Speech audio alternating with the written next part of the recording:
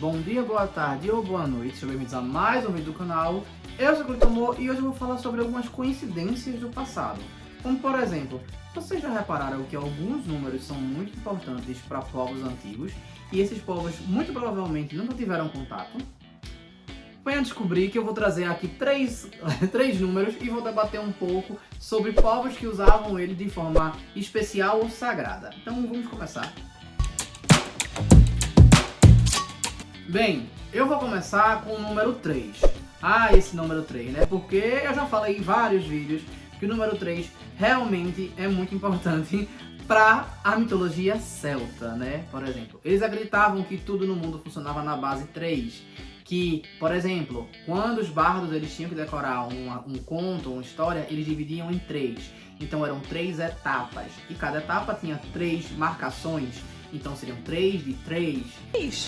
3. Sempre tendo esse 3 ali presente. Eles consideravam como um número da perfeição, um número sagrado, um número que ajudava a memorizar e várias outras coisas. Eles tinham divindades tríades, eles tinham alguns conjuntos, eles tinham um símbolo que é amarrado no outro, que também é de 3. Um negóciozinho redondo assim, e dá a volta. Eu toda vez quando eu vou desenhar assim aleatório ele, mas também é deles. Então tudo eles consideravam como ali o 3 funcionava.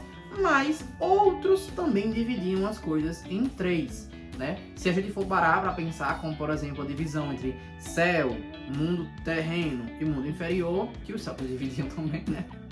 Eles tinham também essa questão, outras divindades também tinham isso, como por exemplo os gregos, outras mitologias, calma. Os gregos, por exemplo, tinham, né, o céu ali, por exemplo, o Olimpo, a terra e o mundo dos mortos, né? Vamos dizer assim, o submundo. E quais eram as divindades principais que atuavam na mitologia grega? Zeus, Poseidon e Hades, de novo 3. Então, os gregos, logo no começo, dividiam o ano em 3 estações também. O 3 se repete várias vezes.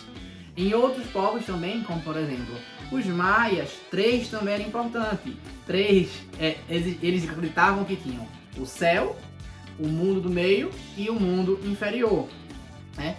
Só que acontece, no mundo do meio, ele sustentava o céu através de pedras que ficavam cada uma num canto sustentando o céu. Eu já falei isso aqui no vídeo sobre cosmogonia maia. E nesse caso eram 3 pedras, então 3 de novo. 3 era um número que era importante, que segurava ali o céu. As colunas do céu. Isso, as colunas do céu. As 3 pedras que seguravam o céu. Para os eslavos, a gente também tem o número 3 como presente, não tão recorrente quanto os outros, mas, por exemplo, uma das divindades que na verdade é uma divindade que representa as 3 divindades importantes, que é Triglav. Triglav é como se fosse a união de Krnobog, Perun e... qual era o outro, meu Deus? Agora não era o... eita, fugiu! O nome fugiu na cabeça agora!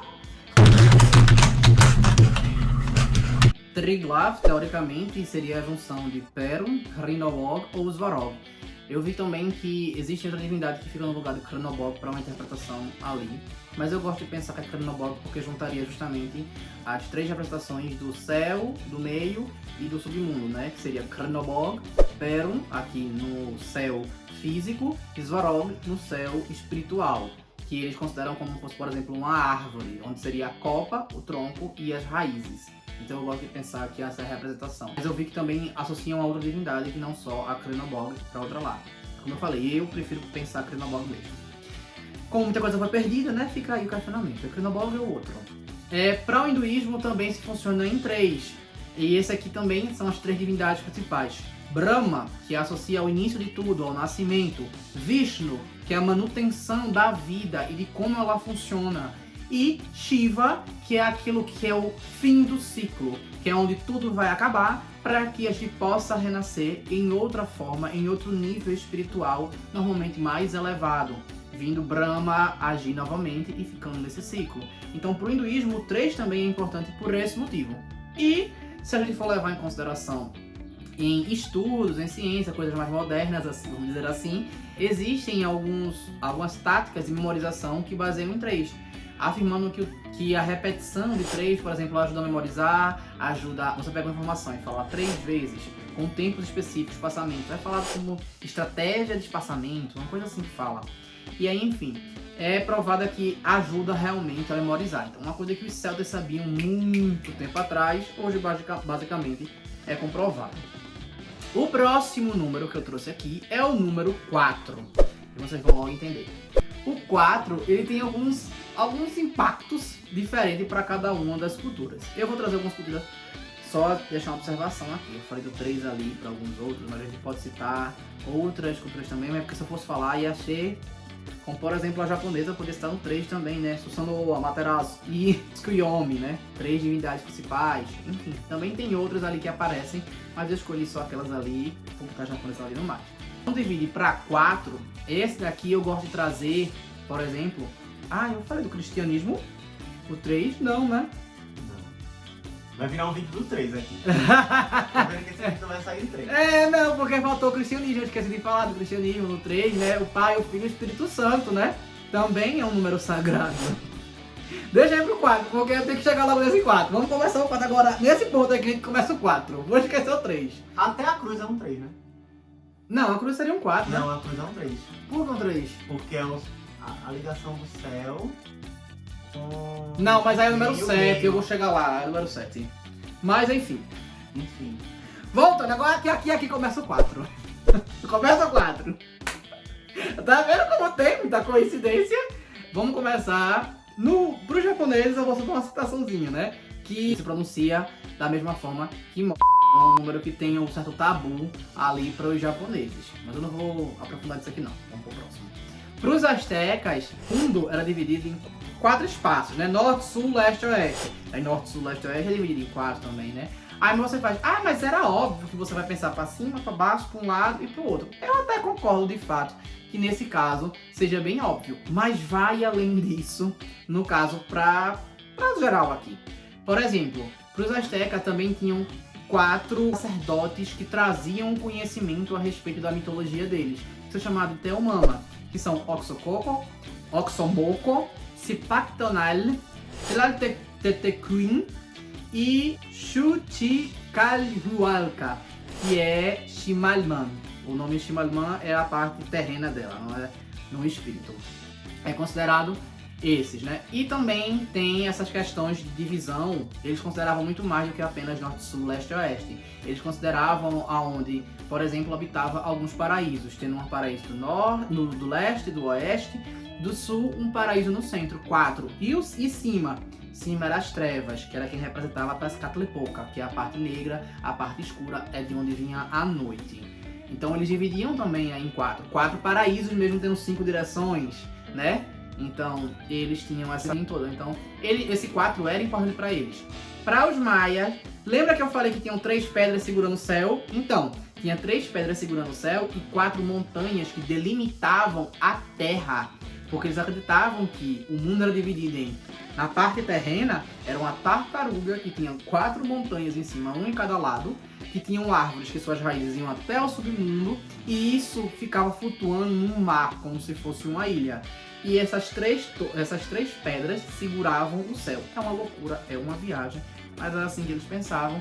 Então são 4 montanhas, também 4 divisões, para eles também tendo uma representação sagrada.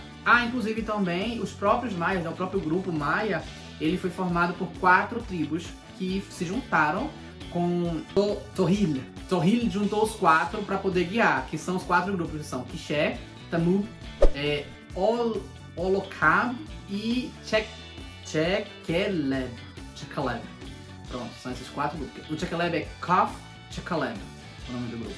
E esses 4 grupos se juntaram para formar os maias de acordo com a mitologia maia. Então o 4 repete aqui também. Também tem os incas. Os incas eles consideravam como as 4 divisões do mundo, dividindo em uma coisa tanto espiritual quanto imperial, dividindo ali, e eles acreditavam que cada uma delas tinha uma energia diferente. Então, norte, sul, leste e oeste, e cada uma tinha um nome. Onde o norte era Chinchayutsuyo, que todos eram Tsuyo, porque vinha de Tawantsuyo, que era 4 regiões. Antsuyo, que era leste, Kontsuyo, oeste, e Kolyasuyo, que era sul. Cada um delas dividindo uma parte lá que eles consideravam como se fosse o império, ao mesmo tempo como se fosse algo espiritual. Então 4 também era importante para os incas. Agora a gente chega no 7. Bem, para o 7 aqui eu vou citar apenas 2, só porque o vídeo vai estar longo, né? Então vamos lá. Inclusive, se estão gostando, curtam, comentem, compartilhem, se inscrevam no canal. E se vocês querem mais coisas dessa parte de número e tal, comentem aqui que dá pra falar de alguns outros números, ou trazer mais um número, assim, mais povos de números específicos. Enfim, né? Ver como é que faz aqui. Mas bem, chegando aqui no 7, eu vou trazer principalmente os astecas e o cristianismo. Beleza, os astecas eu vou trazer na questão de que era Tamuancham primordial, era dividida não, né? Habitavam lá 7 deuses. Então a Tamuancham sagrada tinha 4 homens e 3 mulheres, formando o número 7. Até citei isso no vídeo de Itzopalotl. Esse número provavelmente não estava por acaso, e aqueles ali eram que eles coabitavam, aqueles 7 deuses. Muito provavelmente como se fosse realmente um número sagrado, trazendo essa visão da coisa. E essa visão, ela é tão real para simbologia asteca, que no conto dele, de como os astecas surgiram, eles falam que eles saíram de umas cavernas, que eu talvez eu trouxe aqui no canal, e que habitavam 7 povos. Esses 7 povos estavam debaixo de um nome chamado Nahuatl, que são os falantes da língua Nahuatl. Né? O Nahuatl é a língua do povo Nahuatl. E eles falavam entre eles. Um deles era chamado de Mexica, que são os astecas. Primeiro era asteca, depois eles foram nomeados de Mexica. Né? Mas enfim, de toda forma, eles saíram de lá de dentro. Então o 7 é significativo para os astecas, não só espiritual, mas também físico, como se fosse um número que representasse para eles a origem. Então, a origem antes do mundo acontecer, antes do tempo funcionar, antes da reprodução existir, haviam 7 divindades. Antes do povo asteca assumir seu lugar, antes do povo asteca fortalecer, antes do povo asteca nascer, eles saíram de 7 grupos, de um grupo de 7 etnias diferentes. Então, o 7 para eles remete à origem, sendo um número sagrado dessa forma. E aí, quando a gente fala sobre o cristianismo, o número 7, ele é sagrado, como o Fernando estava falando, da cruz, é justamente porque ele considera como se fosse a união de Deus com a terra, porque são o Pai, o Filho e o Espírito Santo, ou seja, o Celeste, junto com os 4 pontos cardeais, Norte, Sul, Leste e Oeste. 4 com 3, 7. Por isso que eu escolhi falar nesse vídeo, porque eu falei do 3, eu falei do 4, e aí, enfim, eu cheguei ao 7. Existem outras situações que a gente poderia falar do 7 também, como por exemplo dos maias. No plano terreno a gente tinha 3 pilares e 4 montanhas na divisão. Então quando a gente junta tudo, no pilar terreno é o 7 que representa. Então a funcionalidade do mundo seria, vamos dizer, 7, né? Que no caso para o cristianismo seria a perfeição. Talvez essa perfeição seja dada para os maias também, porque eram 3 pilares que sustentavam a estrutura e 4 que faziam ela funcionar para o mundo terreno. Então talvez a gente possa associar ali. Só que isso tudo é uma coincidência, um pegou do outro. Será que de alguma forma ensinamentos cristãos chegaram aqui nas Américas antes dos europeus chegarem? De alguma forma ele foi traduzido? Existem alguns contos, algumas fofocas históricas, vamos dizer assim, que dizem que talvez tenha passado, não tem nada comprovado, ou simplesmente seja uma interpretação real de coisas espirituais que alguns povos tiveram, né? Alguma coisa que eles entenderam, o princípio da vida ou os mistérios da natureza. Fala aqui, deixa aqui nos comentários sua opinião. Bem, é isso. Eu espero que tenham gostado, então curtam, comentem, compartilhem, se inscrevam no canal. E se não sabem o que escrever, escrevam... Pintando 7. É uma boa, pintando 7. E é isso. Valeu.